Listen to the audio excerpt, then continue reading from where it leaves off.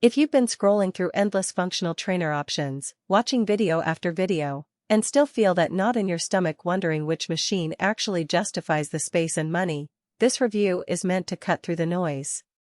Link is in the description if you want to check the product details on Amazon.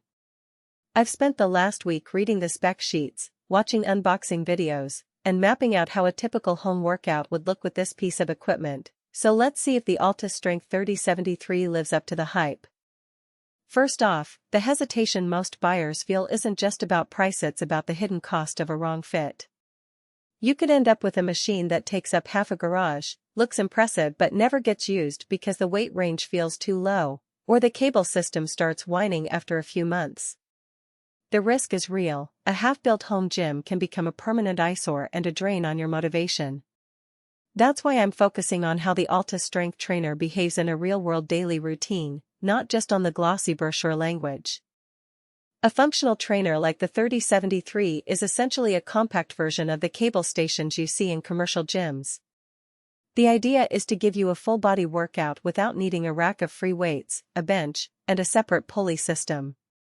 In practice, that means you need a machine that can handle everything from lat pull-downs to cable curls, from low row to triceps push-downs, with smooth transitions and reliable resistance. The 3073 promises exactly that with its dual 220 pounds weight stacks and a suite of attachments that claim to cover all-in-one exercise variety. The question is whether those promises translate into a usable daily setup. Space is the first practical hurdle. The 3073 is built for a dedicated training area. You're looking at a footprint roughly the size of a standard power rack, plus a tall vertical frame that reaches over 8 feet.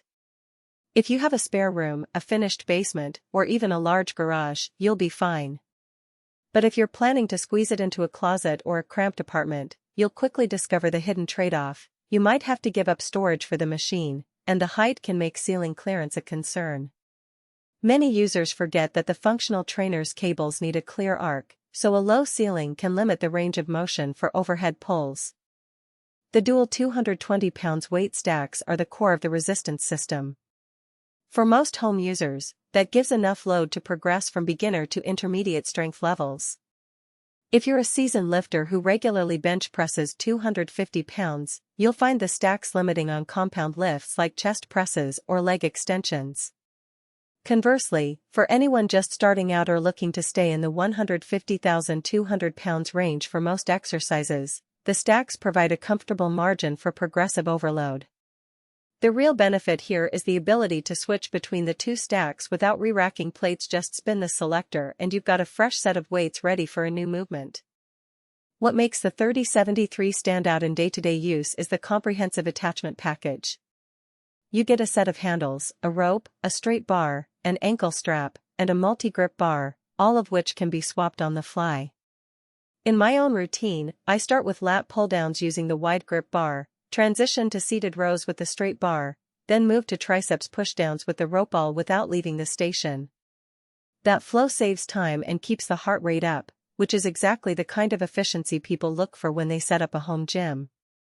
The cable rating is also high capacity, meaning the cords stay firm even under heavy pulls and don't fray after a few months of use. Smoothness is a surprisingly important factor. The trainer uses a smooth two-pulley system, which, according to the manufacturer's video, reduces friction and gives a consistent feel across the stack. In real life, that translates to a quieter workout and less jerky resistance when you change the weight. I noticed that the cables glide evenly on both stacks, which matters when you're doing high rep sets or supers.